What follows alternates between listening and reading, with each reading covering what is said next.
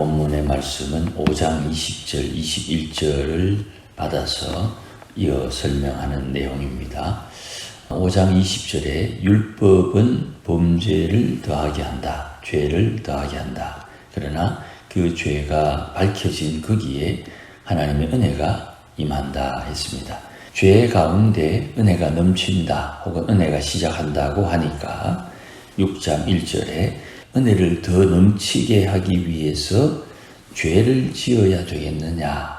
궤변이지요. 죄가 있는 곳에 은혜가 넘치니까 은혜를 더 풍성히 하려면 죄를 지으면 되지 않느냐 하는 옛사람의 악한 방식을 질문으로 던집니다.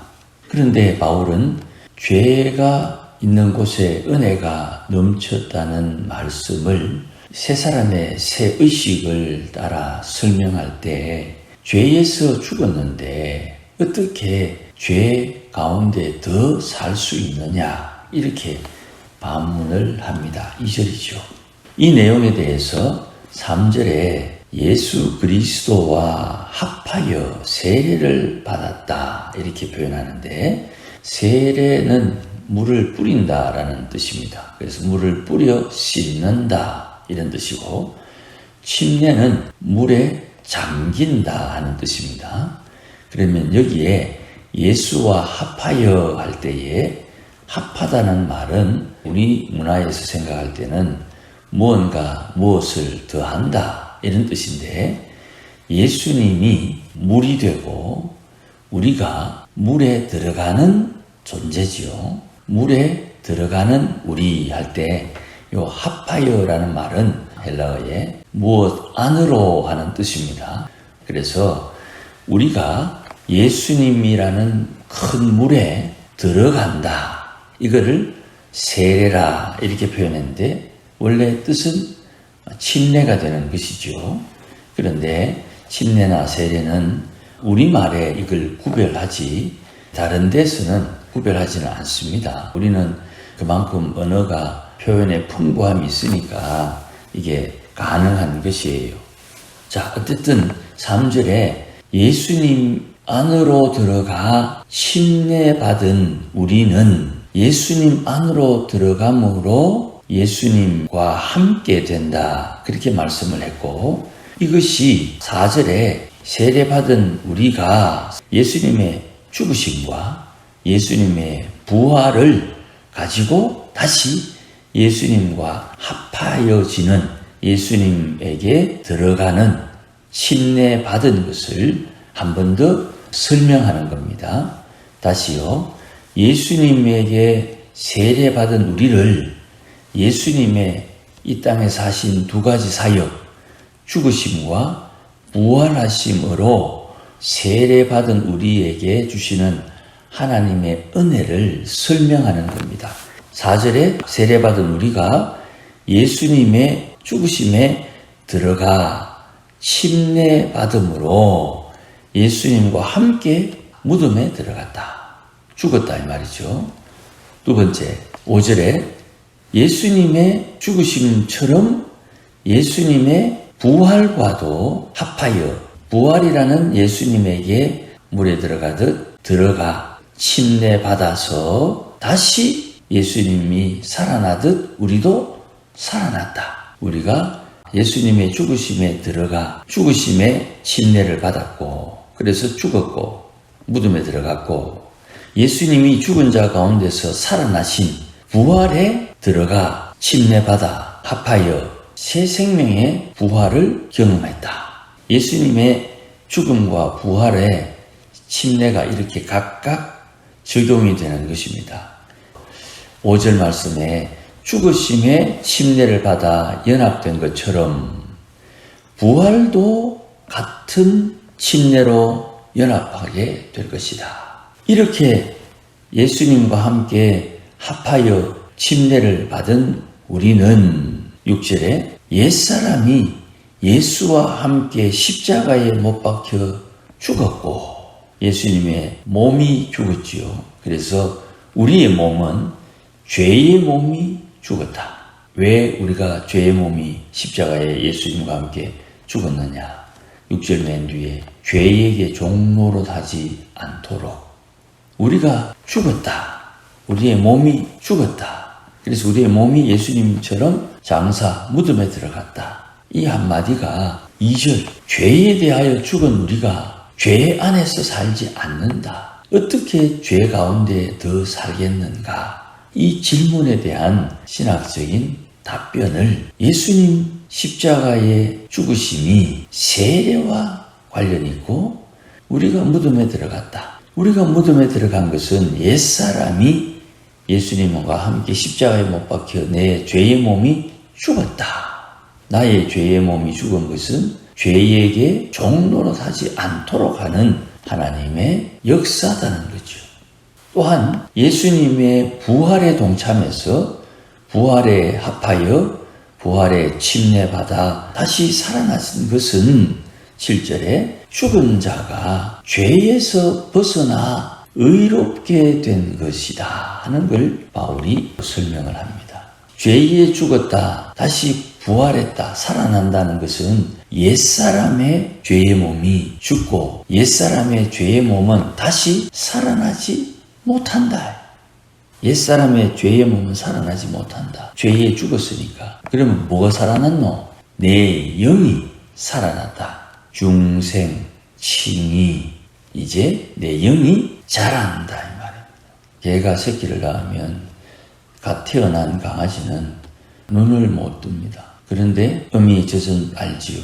생명인데 눈이 안 떠져서 어떻게 먹노? 냄새로 자기의 젖꼭지를 찾아서 어미의 젖을 빱니다. 우리의 영이 다시 살아났다 할 때에 우리의 영이 하나님이 주시는 생명을 받았는데 내 영이 이제 자라야 돼요. 사람은 자식을 키울 때 돌봐줘야 되죠. 내가 영이 중생된 뒤에 내 영이 자라는데 성령이 돌봐주는 겁니다. 성령이 어머니가 되는 거죠. 그래서 성령께서 성도를 모아요. 모은 데가 교회지요.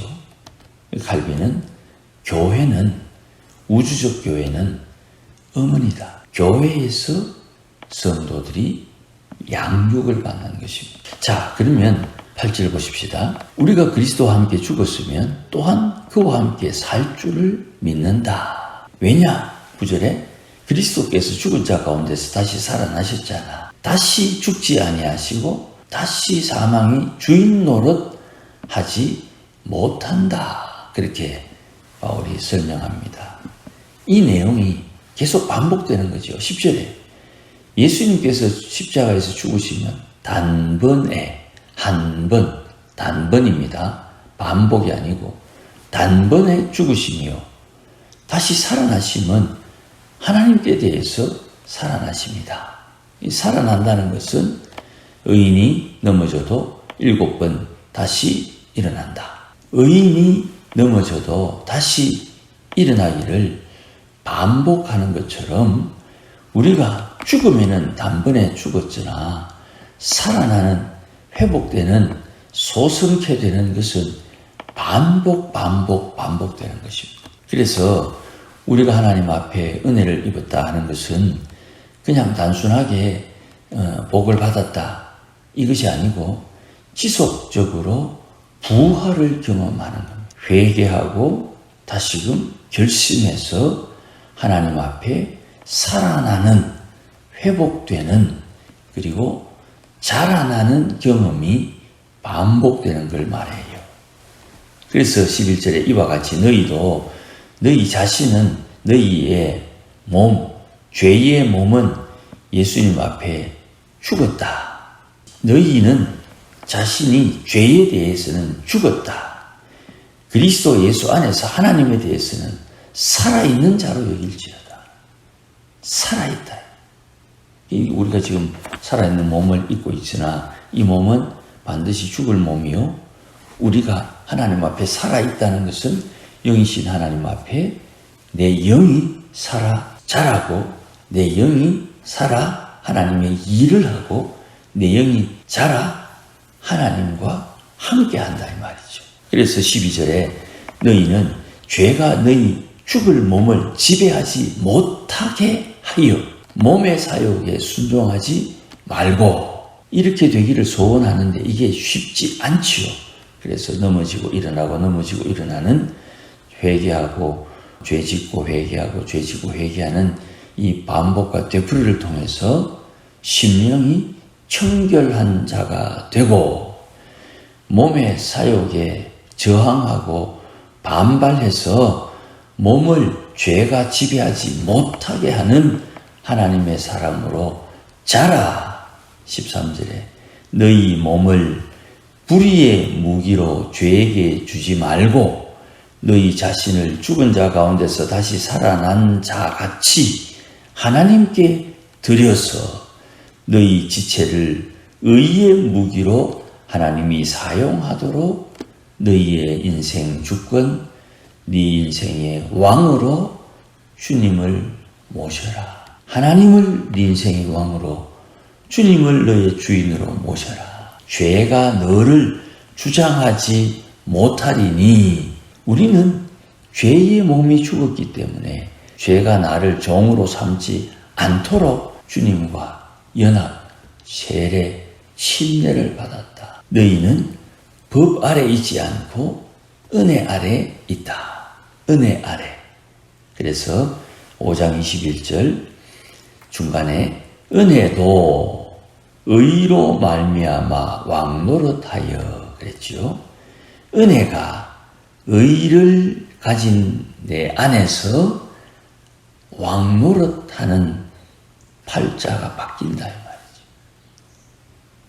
그러면 내게 영생이 주어지고 영원한 생명을 가진 나는 영생을 누리며 살아야 되는 것입니다. 바울이 오늘 은혜 안에 거하는 태도, 또 죄 가운데 시작한 그 은혜를 누리는 자세, 하나님의 은혜 감사합니다 하는데 그 은혜가 얼마나 대단한지를 오늘 본문을 통해서 우리가 깨달을 수 있는 것입니다.